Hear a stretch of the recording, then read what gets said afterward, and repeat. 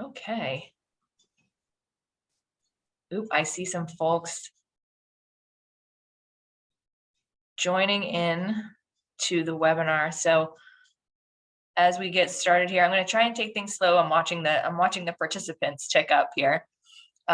So I'm Dr. Rebecca Willoughby. I'm the Executive Director of First Year Experience and Student Success.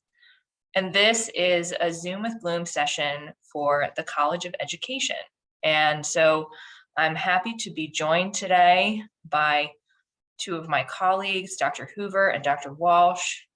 And I also have our Associate Director of First Year Experience and Student Transition manning the chat. This is Kayla May in the chat. She's marked as BU admissions right now, but she will be helping to answer some of your questions in the chat feature. So please feel free to type anything that you might have questions about in that area, and we'll get you some answers. But the purpose of this session is to sort of give you an introduction into the College of Education, to talk to you about some of the program requirements, some of the courses that you're going to be taking, and to prepare you to visit campus during new student orientation in a couple of weeks, actually, and meet some of your faculty and some other students who are also interested in education. So we're really, really excited to be welcoming some of you to campus for new student orientation sessions.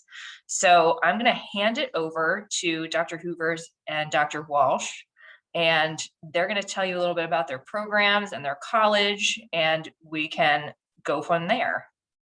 So welcome, everybody. Welcome, everybody. My name's Dr. Hoover, and I'm the chairperson for the Department of Teaching and Learning.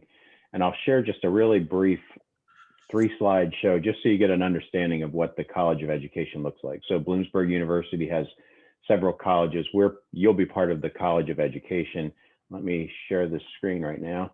And this, as I said, you're part of the College of Education, which is broken into 2 main departments. So if you are part of any of the programs you see listed on the right-hand side, so early childhood education, but not a dual major, middle level education, so grades 4 through 8, and you can see the content areas there, or secondary education, you'll be part of the Department of Teaching and Learning. And as I said, that's the department that I oversee. The 2 departments work closely together, and many of the courses that you take are the same depending on your program, but it's just the way we have it organized to help just managing all of the different students and the different programs. The other department, as I said, is the Department of Exceptionality Programs, and that includes the 3 areas that you see listed here now. So if you're an ASL English interpreting major, special education dual major, so you're getting certified PK to 12 special ed and early childhood PK to 4, or deaf education, hard of hearing education, also getting certified PK to 12 and early childhood, you'll be part of the Department of Exceptionality Programs. As I said, Dr. Walsh and I work closely together. So if you have concerns about anything, you're certainly welcome to reach out to either of us, but normally you would reach out to the chairperson or to your academic advisor that's from your particular department. So that's just a quick overview. I'll stop sharing that. And just to sort of set the stage, I want to welcome you all. We're looking forward to having you at Bloomsburg. I can't wait to see some of you, most of you, face to face in the fall. It's been, I'm sure, a challenging year for you navigating this whole process. We're thrilled that you picked Bloomsburg, and we're really looking forward to working with you, to meeting you, and to helping you meet your goal of becoming a teacher in not too many years from now. And that time will go quickly. I'll tell you that my daughter is graduating from Bloomsburg in December. She didn't choose education, but nonetheless, that was a quick, for her, 3.5 years to finish a program. And now we're looking at veterinary schools. But we're looking forward to having you, and can't wait to see you. Dr. Walsh, would you like to add anything? Hi, everyone. I'm Dr. Maureen Walsh. As Dr. Hoover said, I'm the chairperson for the Department of Exceptionality Programs. I am super excited to have all of you join us. I'm sitting right here in Navy Hall, which you'll get to see in person soon. But as I look out my window, it's sad because there's not enough, activity out there, but I'm very excited about it returning that way in the fall. I just wanted to mention that you are all slated to come to orientation on a specific day, hopefully.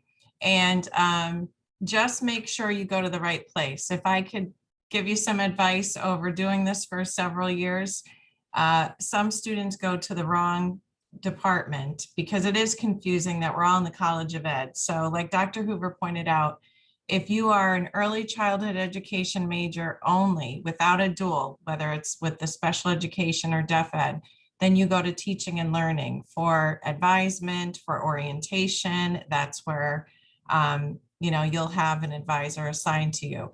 But if you are a dual major, either with the special ed dual or the deaf ed or ASL English interpreting, you come to the Department of Exceptionality Programs for orientation. So if you're confused and you're looking, which one do I go to in the College of Ed? I just wanted to clarify that now because that seems to be confusing to some students. And I want to just mention that we're starting to build your schedule. Unfortunately, with these programs that we have, there's not a whole lot of wiggle room as far as some choices you can make in your schedule. There are certain courses you absolutely need to get started with because it's a foundation for other classes that you'll have afterwards. So what we're trying to do is build those into your schedule now. And then, as far as electives go, yes, you have some freedom with that. But if you're wondering why some courses are scheduled for you, that is exactly the reason. We want to make sure you start off on the right foot and you have the correct coursework under your belt. So welcome, everybody. As Dr. Walsh was talking, it made me think that I would like to share one more screen with you. So if you'll hang on just 1 minute, you'll each have a unique program sheet that says the courses that you need to take. She said there's not a lot of wiggle room. In education, you have a lot of classes that you have to take to meet what are called the Pennsylvania Department of Education competencies. So they're the things that you need to know in order to be the teacher of whatever subject it is you're choosing to teach. So we've designed a set of courses that help you to meet those competencies so that when you go to take your teacher certification tests, you'll have the knowledge that you need, and then we'll also be able to recommend you to the Department of Education to be certified in that area. So that limits the number of electives that you can have because there's a lot that the state wants you to know if you're going to teach any subject area. So I was just going to share one program sheet with you, and I'll share that screen now. This is the dual major sheet. Let me zoom in a little bit. I'm not going to go over the entire sheet, but as you look at this, you'll see that there are courses that you'll have to take as you make your way through the program. For example, everybody will be taking Psych 101 because psychology is one of the foundations that the state would like you to have. Everybody will be taking Principles of Teaching. So what we're going to do for you prior to orientation is some of these classes that you need to have early on, we're going to pre-schedule for you. So they'll be on your schedule when you get here for orientation. I can't tell you exactly which ones because it depends on which program you're in. So for example, if you're a secondary education major, one of the things we're going to try to do is get you into at least one of your content area courses. So if you're going to be a biology teacher, we're going to get you into at least one biology class. Special education majors may not have a biology class their first semester, and that's okay. By the time you are finished with your program, you will have taken all of the courses that are on your particular program sheet. So as I said, this is just one example of a program sheet. They are available on the website. So if you Google Bloomsburg University Department or College of Education, Department of Exceptionality Programs, Department of Teaching and Learning, you can find these program sheets. So if you want to look at your particular one ahead of time, you may. But as I said, we'll be building a partial schedule for you. And then at orientation, you'll have the opportunity to pick where you do have a choice. So I'm going to use the special ed sheet again under what we call Goal 4, Culture and Diversity, you have a choice, special ed majors have a choice between History 121 or History 122. I don't know if that's something you'll get to pick at orientation, but I'm using that as an example. You have a choice there, so we're going to, at some point, allow you to make a choice between those two classes. Dr. we'll- Hoover, if I Go could ahead. jump in, I saw in the chat, the question came up, if I took an AP, the exam, a lot of times they don't come out until July. We certainly will make that adjustment if it's a course that you see on your schedule now and you took the AP exam. But one thing I do strongly recommend is communicate with us, because we're not mind readers. We may not know that you took that AP exam. So just make sure you keep in communication with us. We enjoy supporting our students. So don't ever feel that you are imposing on us. We really like that. We like Yeah. people. That's why we don't like this pandemic. But so don't be afraid to communicate, and we will adjust your schedule. Again, go to the department where your program is housed, and we'll go from there and take care of it for you. So that's a really Yeah. good question. I'm glad you're thinking of these things. And yes, it's a work in progress, your schedule. So there may be things that will have to be adjusted, and we'll work with you on that. Was there I can't another emphasize question? enough. I want to just emphasize, if you have any question when we're at orientation or anytime after that, don't hesitate to ask that question. Even if you think, oh, I don't know if I should ask. We want to answer any question that you have. If something doesn't seem right, so for example, you took an AP course, but it's not showing up in your records at Bloomsburg, ask so that we can help you look into it. Maybe your school forgot to send us records, or who knows what may have happened, but we will help you solve that problem. Make sure you ask, and make sure you're getting credit for the things that you deserve, especially. So if you did do something and you have the documentation, we want to make sure it gets to Bloomsburg so that we can have it processed. Great question about the minor. As long as you have a major, you can add a minor. So, because some students come in undeclared. And so if you don't have the major, you can't add the minor. So, I don't want anyone to feel like they have to, from day one, decide on the minor. You don't have to have a minor even, but if it's something that you want it to add right away, that's fine as well. If you wait Dr. too Walsh, long, go ahead. The one thing I apologize that I don't know the answer. Do you know when that can be added? I think in the past, freshmen could only add the minor once the semester started. Do you know if that's still the case? Does anyone? We will find that out, but I'm just not positive if that's the case right now. You mean right after the semester gets underway? I would think Yeah. probably, yeah. Right. But what I'm saying is I don't think they can go in and add that minor right now today, because the semester hadn't started for the fall. I think for freshmen, it's only once the semester starts, once you've officially started taking classes. Yes, that's correct. Okay, thank you. So yeah, I just wanted the people who are on this webinar to know that if you go into your MyHusky account, which if you haven't gotten familiar with MyHusky yet, you will. That's where you do things like adding a minor, where you schedule classes. We'll go over all of that at orientation. But if you go in there today, you may not be able to add. You won't be able to add the minor, but you will be able to do it once classes start in the fall. And that'll be okay. You don't have to have it added now in order to add it later. It's not going to put you behind. You'll still be able to get all the classes that you need. So you'll be able to do that once the semester starts. Thanks. There was a question about, will you be able to already see what you already scheduled for us before we get to orientation? You should be able to access that now, I would think. No? Oh, sorry.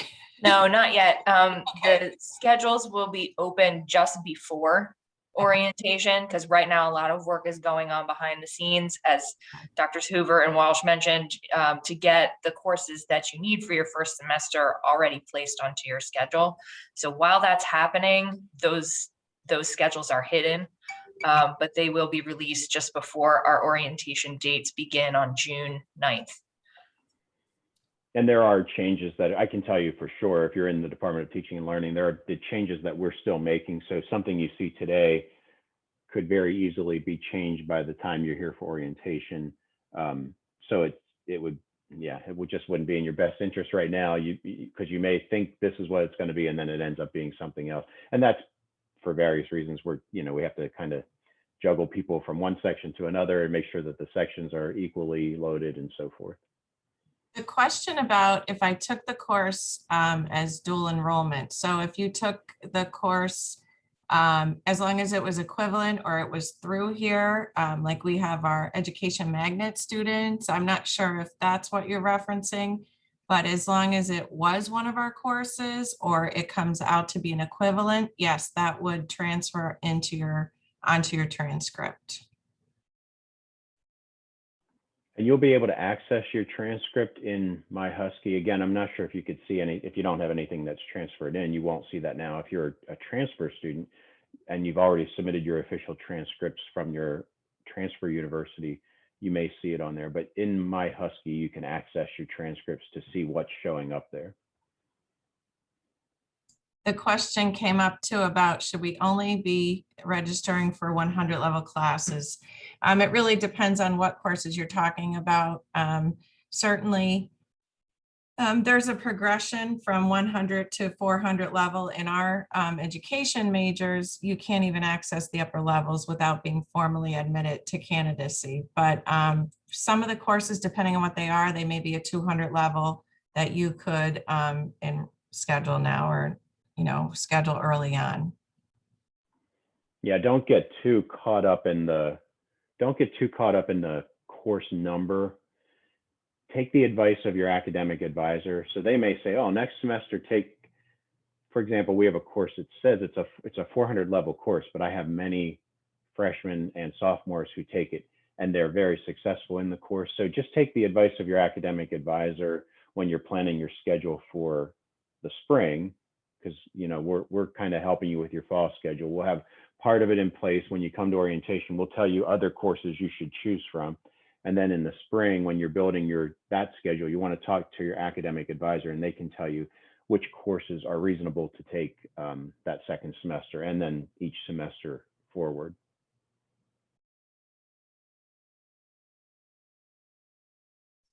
So I can also, I'm going to share a link with you in the chat. As Dr. Hoover and Dr. Walsh have mentioned, there's not a terrible lot of wiggle room in some of the programs in the College of Education because there are lots of classes that are required.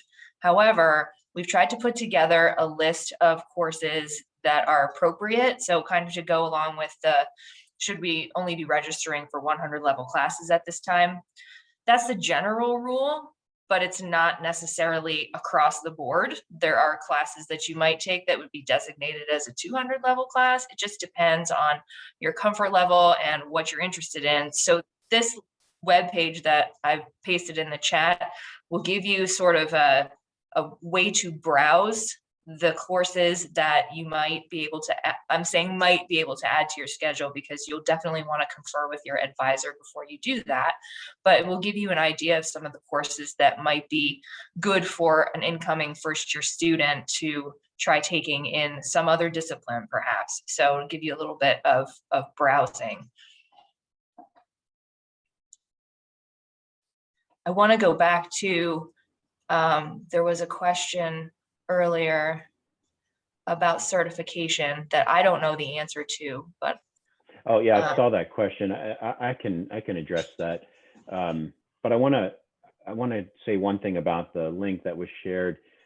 As I said, I can't emphasize enough. Make sure you talk to your academic advisor. So, for example, on that link, I see there's a digital forensics. There are some digital forensics courses listed.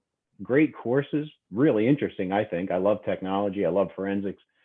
But they are not going to apply to education. So if you take that course and you aren't planning it out, you may end up taking a course that you don't need, and that could add time onto your program. You don't want to do that. There are ways that you can take courses that you just have a love for and not add time on, but you want to talk to your academic advisor about how to do that. So when you look at that, again, be careful about which courses you end up adding to your schedule, because we want to make sure that you have the ones you must have first, and then we can look at any of those extra ones later. The question about certification, I think the question was if I want to take my certification out of state, can I do that? Absolutely. We have people do it every year. It's there.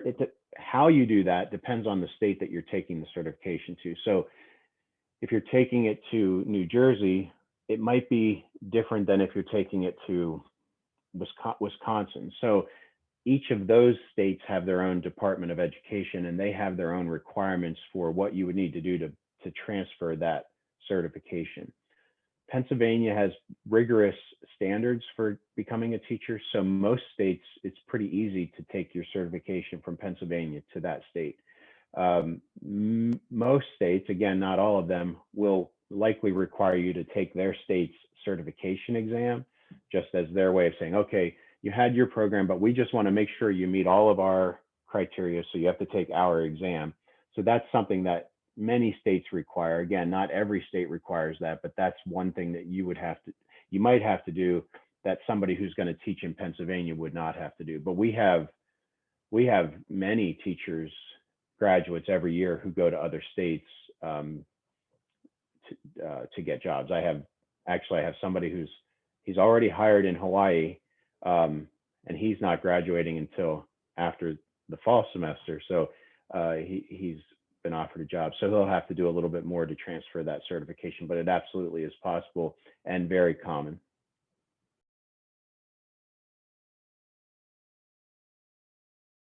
I see a question asking when academic advisors will be assigned. We're still going through that process. You'll know that at orientation as well. There was a question, Dr. Hoover, on the citizenship program.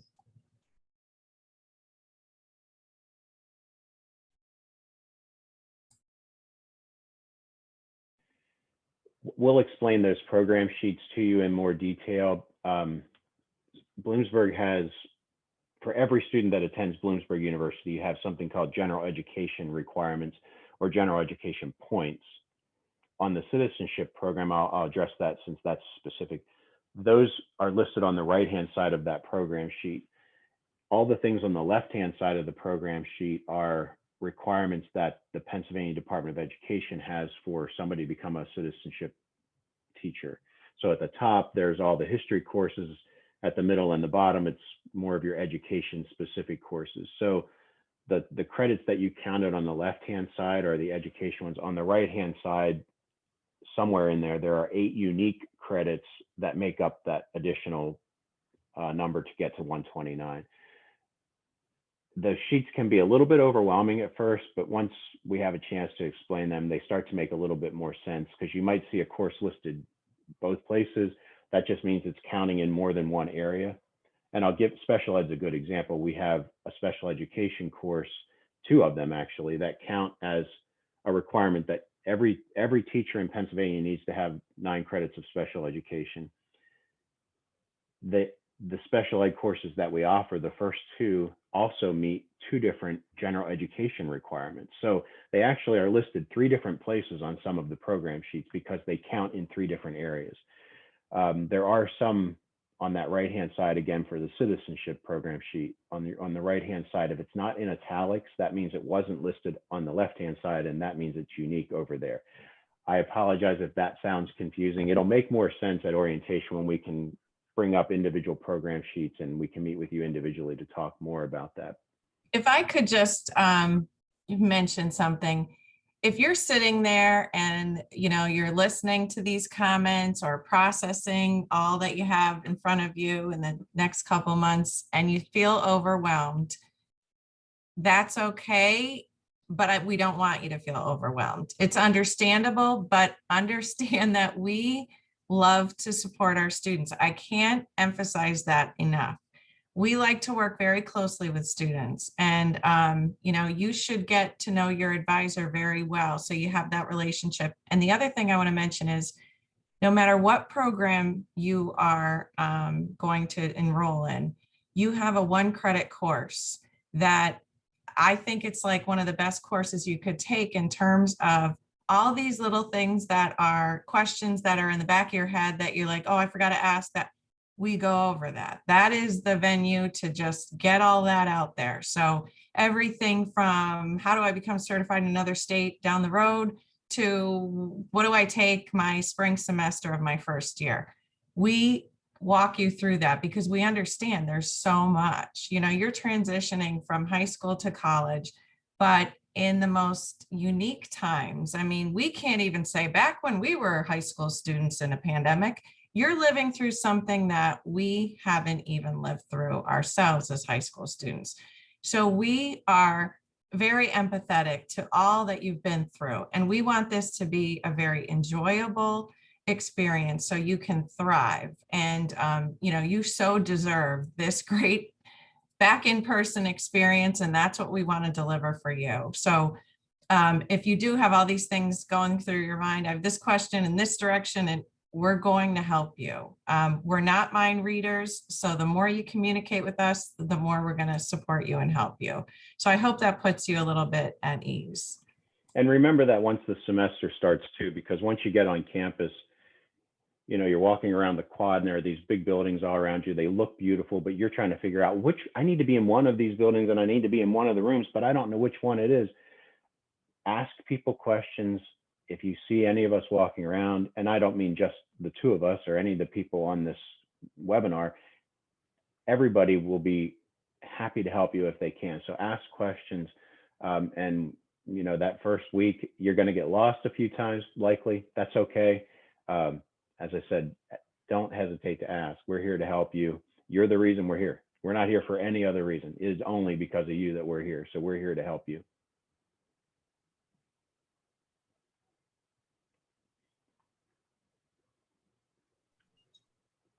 So I see there's kind of a lull in the questions in the chat. So I might jump in here just to kind of talk about a couple of things that you can expect with your orientation day. If you're coming to campus, you're going to get a variety of different experiences that day. Your parents and supporters are going to get a variety of different experiences. We'll have lots of campus resources available for you to explore.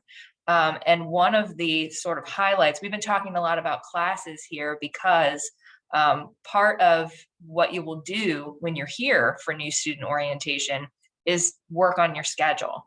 So you'll be in a room with faculty members from the department that you are intending to go into so that you can ask questions in real time. You'll be able to see your schedule. So you'll have lots of support that day to add whatever courses you might still need onto your schedule so that when you leave that day, you'll kind of have a good idea of what courses you'll be taking when you arrive in the fall. The other thing that I can say is that there's a whole series of things that you can be doing to prepare for orientation day. So the first thing you should definitely do is register if you haven't already. The education days, the College of Education days are June 9th and June 21st. And you can find that registration. I think I can pop that into the chat also on our orientation page. I got it. Oh, that Kayla's ahead of me. Okay. So you can register for your orientation day there. There's also, if you scroll down that page a little bit, you will see that there's a Bloomsburg orientation season that you're participating in right now. And you're at a really exciting point because you're just a couple weeks away from arriving on campus for the first time. But there's a whole other list of things there that you can do. You'll do your new student orientation event, and then you can, continue to prepare for your arrival on campus in August.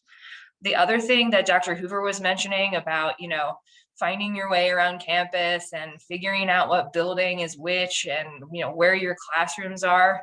Some of that is also going to be addressed during Welcome Week. So you'll have, a good solid time on campus that you'll have to get oriented to where things are and how to find the different resources that you're going to be using to support your educational success. So we're going to get everything at orientation, where we are living, classes we have. Also, what should we expect at orientation? We're going to, Lauren, I'm going to say, everything is in caps, and that's a lot of stuff. What we're trying to do is give you enough that you'll have a good idea of things. But one of the things we're trying to avoid is like really overwhelming everyone with a ton of information. So that's one of the reasons why we've broken up, you know, some of the orientation things into this season, right? So you can do things at a more reasonable pace and not have to get overwhelmed with information. Most ed students take 15 credits per semester. So okay, so now that we've got a flurry of questions in the chat, maybe I will back up. So just to continue to answer Lauren's question, that maybe we'll answer some of these other ones. When you arrive on campus on your orientation day, you'll have a welcome. You'll meet some peer leaders. We call them HOWLs. So you'll get to meet some students who are currently enrolled at Bloomsburg, maybe in the College of Education, but maybe in another discipline, but they will be helping you kind of navigate through the orientation day. As I mentioned, you'll meet some faculty and work on your schedule. You'll also have an opportunity to take a campus tour and see a dorm room. So just a variety of things that can help you kind of get a picture of what you'll be experiencing when you come to campus in August. And I think that some of what I've said is also being addressed in the chat, so living arrangements. While you're looking at that, I can quickly answer the one question about how many Sure. credits. I'll just say most people will have between 15 and 18 credits. It's unlikely you'll have 18 that first semester, but it kind of depends on which major you're in. And so, for example, if you're a secondary science major, you might have 17 credits, only because a lot of science classes are 4-credit classes because there's a lab. And we want everybody to take that 1-credit class that Dr. Walsh talked about earlier. That's not a ton of workload in terms of assignments, but it's a very important class because it helps you to navigate these next 4 years. So most people will have 16 or 17 credits that first semester. Just gives you a rough idea. So that's typically 5 classes. It depends on, or 6 with that 1-credit class. It just depends on which major you're in.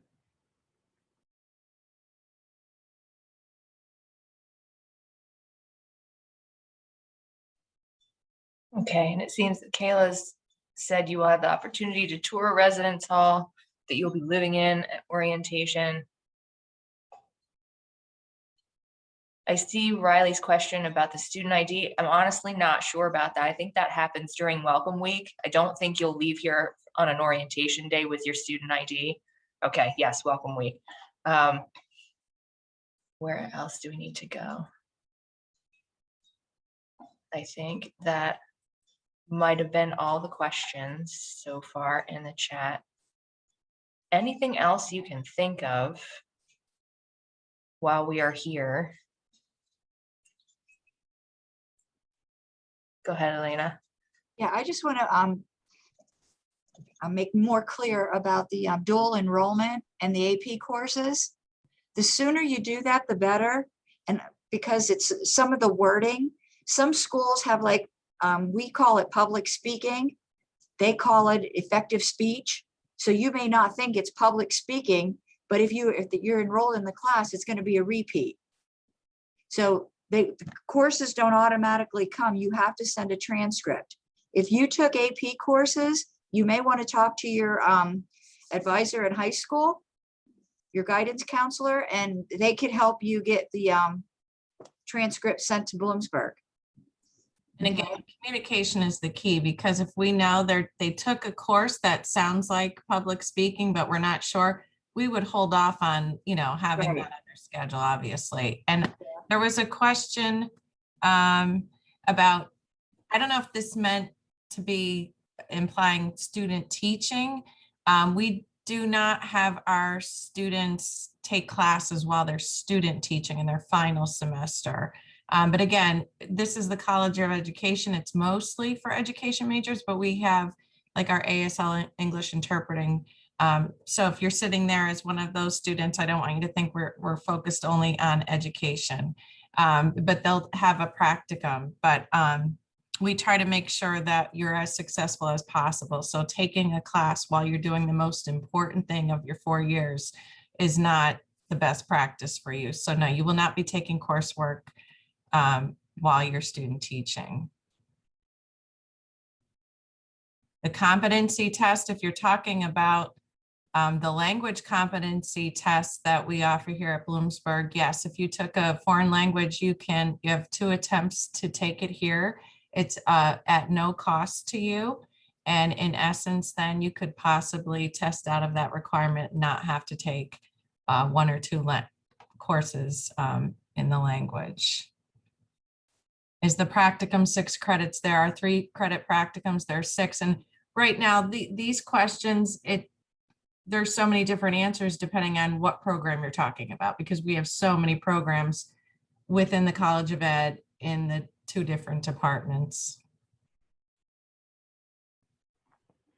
Once you're here and you are talking with your academic advisor or with either Dr. Walsh or me as your chairs, we can help kind of focus in on those things. They're a little bit further down the road, but you know, we're happy to answer them based upon individual program needs. The one question about dual majors, I'm not sure who should answer that. That should be the orientation office or Dr. Walsh, about the dates. Well, yeah, we're the College of Ed. So that's when you're going to have, so when you're talking about the dual education majors, again, if you are dual with the Deaf Ed, Early Childhood Ed, that's Department of Exceptionality Programs. If you are dual special education, early childhood, that's Department of Exceptionality Programs. If you have early childhood ed only as your program of study, then that's with Dr. Hoover, teaching and learning. But we're all slated all of those, that day. right? Yeah, all of those will be on June 9th and June 21st. Yeah, So it's just a matter you of- don't have to attend both of those dates. It's just one of those dates. Yeah, and again, to clarify confusion, you don't have to go to teaching and learning then for the early childhood ed side of it, because that's packaged in the program, the dual programs, whether it's the special ed or the deaf ed dual.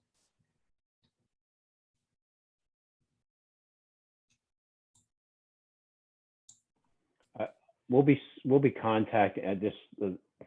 Another thing that just popped into my mind for people who are secondary education majors. So if you're biology, English, Spanish, earth and space science, chemistry, physics, citizenship, and there's one that I slipped my mind, but if you're a secondary education major, you'll have an advisor from my department who will help you with most of your education requirements. You'll have an advisor from your content area department who will help you with that area. So if you're a citizenship major, you'll have a history advisor. If you're a biology major teacher, you'll have a biology advisor. We'll be giving you more information about orientation because the secondary ed majors, you kind of have 2 departments that you'll be working with throughout your time here since you're earning a dual degree in 2 different content areas. But we'll give you more information about that when it gets to orientation, but your dates are still the 9th and the 21st for education.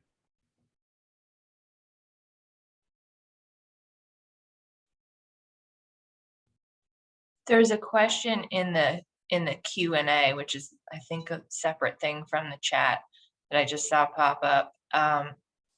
And Gabriella says, if we decide to change our major early on, will it change our coursework a lot? And also, how would your courses work if I would do study abroad? So I can maybe partly address the change major question, which would be, it depends on what you would change your major to. If you're going to change, for instance, out of education, it may have a significant impact on what kind of courses you'd be taking, depending on if you're changing from education to a science major or education to a business major. So that really would depend what you changed your major to, how it would impact your coursework. And I can let Dr. Hoover and Dr. Walsh answered the study abroad question, if that, as it pertains to education anyway. And the question was, what about study abroad? How does How, that? how would your courses work if I do study abroad? So maybe can the student do, There's study always the abroad? opportunity to do that, but again, we're concerned with the competencies that need to be met, the coursework for the specific programs. So that is not something that is a requirement for our courses. So you can take advantage of those opportunities certainly, but understand that it may be something that you do that's extra, but it's not necessarily the vehicle to the coursework that you need, if that makes sense.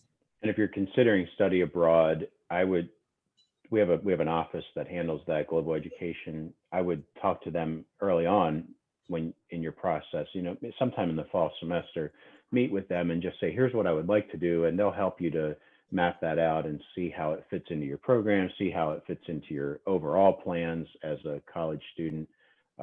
We certainly have had people who have done that pretty often. So yeah, it's doable, but you just want to plan for it to make it most effective. If I could answer Reese's question, no, we're going to help you no matter what the case, whether it's virtual, whether it's in person.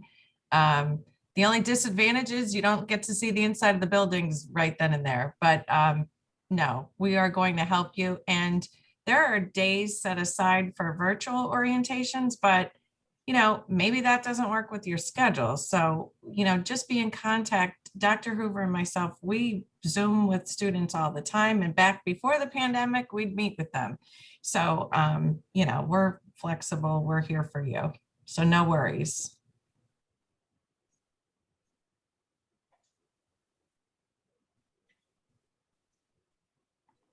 Yeah, so as Kayla's typed there in the chat, the student experience that we've planned for the virtual orientation days is essentially the same information that you would get if you were here on campus. And like Dr. Walsh was just saying, just the main difference would be that you don't get to see campus or the inside of the buildings just now. You would be seeing that for the first time during Welcome Week when you arrive here in August. But as she also said, most faculty are very, very, very willing to meet with you and talk with you if you have any questions. So even if you can't come to the in-person orientation, I don't really feel like you'll be at a disadvantage. I think it's just a matter of experiencing campus at a different time. And you may have already seen, but there are some there's a virtual campus tour on the Bloomsburg website. Again, if you just Google Bloomsburg University virtual campus tour, you can at least get a sense that way if you're not able to be there in person on those other dates. Oh, Reese, you should definitely do your graduation. Yeah, I was going to say the same thing. Don't even Your graduation. squeeze in the orientation, even if your graduation is in the evening. We can definitely work around you, and congratulations.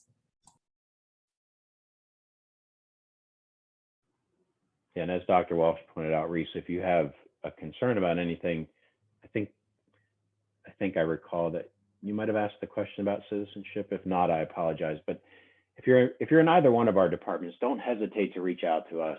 We'll be happy to meet with you individually, to answer your questions electronically, whatever we have to do. Yeah, don't worry that you're going to miss something.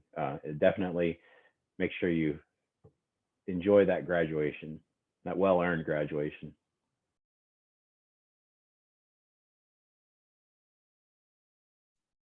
I don't know if the two of you would be willing to pop your email into the chat also, so that students would have some quick access to the two of you, and then, to other members of the department and the College of Ed.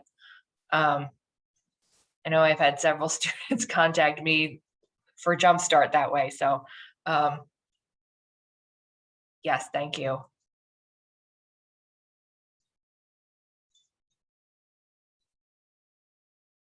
I'm just going to check the Q&A thing. Okay. I think we answered that.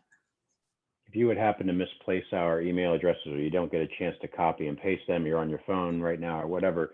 Again, if you go to the Bloomsburg website, just type Department of Exceptionality Programs or Department of Teaching and Learning. On the main page of each of those, Dr. Walsh's contact information is on her page. My contact information is on my page, so don't hesitate to reach out that way.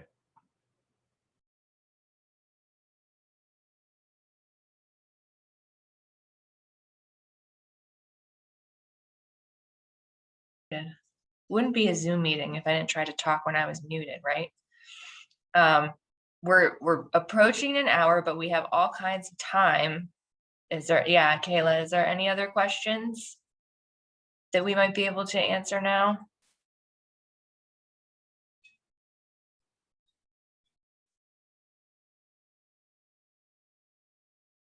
I'm just going to reiterate again how excited we are that you've chosen Bloomsburg and that you're going to be here with us sooner rather than later and in person. Oh, there we go. Reese says, when will we hear from the learning community? If you're in an education learning community, Kayla, do you know what the timetable is on that? Because I know the process is still sort of happening. I don't know, but I know that they're sending out letters daily. So if you haven't heard from them and you've already applied, you should be hearing from them within the next week or so. But Yeah. I'll put the contact information in the chat if you want to follow up as well. And the date of move-in for learning community students, I need to look at a calendar, but Kayla, do you know that off the top of your head? It's August 15th. Also looking at a calendar, it would be Yeah. Sunday, August 15th. Yeah, Okay. there you go. Good job. All right. Reese is already on it. She knows.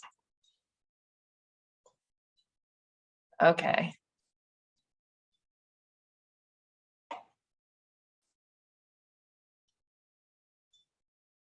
I just want to say thank you to all of you for taking the time to meet with us. We are very excited to have you join us here at Bloomsburg. And, you know, we want them to be the best 4 years of your life and help you reach your goals. So it's an exciting time. And again, if you take one message away from today, communicate with us and we'll support.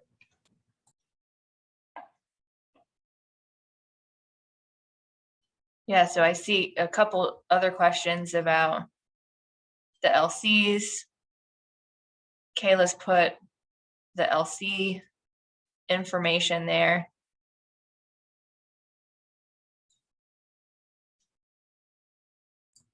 The question, Riley, oh, I'm sorry, I was going to say about the yeah, athlete. go ahead, Dr. Walsh. Athletes get preferential scheduling, priority scheduling. So you do it before everyone else gets kind of, you know, first dibs at their classes. So yeah, for the most part, we work to accommodate. There are occasionally conflicts that can't be avoided, and all of your coaches are very supportive of your education. They know that education comes first. Sports, while very important, comes second. And so there are occasionally conflicts, but by and large, athletes have been able to pretty effectively schedule around their practices and games and all of those activities. I know that that process is currently happening as part of the scheduling stuff that's happening behind the scenes. So I know in particular that, you know, we're being very careful with the scheduled times for practices for athletes. So we're keeping you in good hands.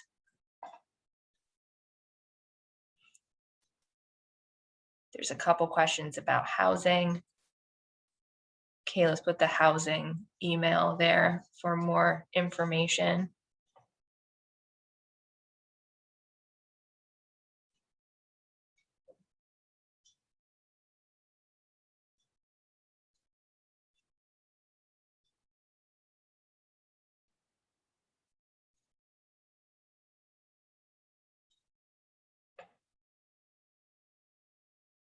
Yes, thanks. Any other questions?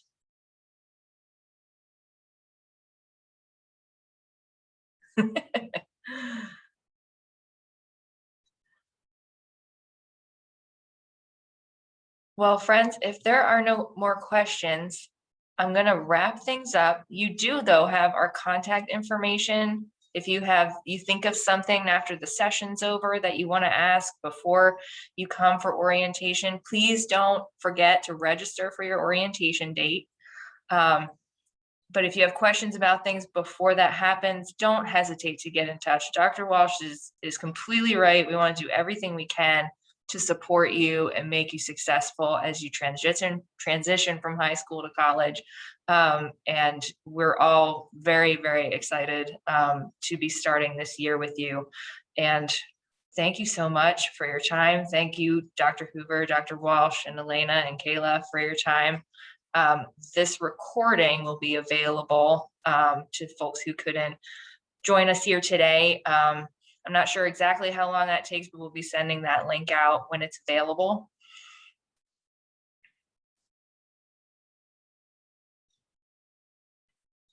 Oh, thank you. You're very, very welcome. We're so excited. Yes, we're here all summer. So anytime you have a question, please don't hesitate to get in touch. Thank you all for your time. And we'll see you in a couple weeks, hopefully.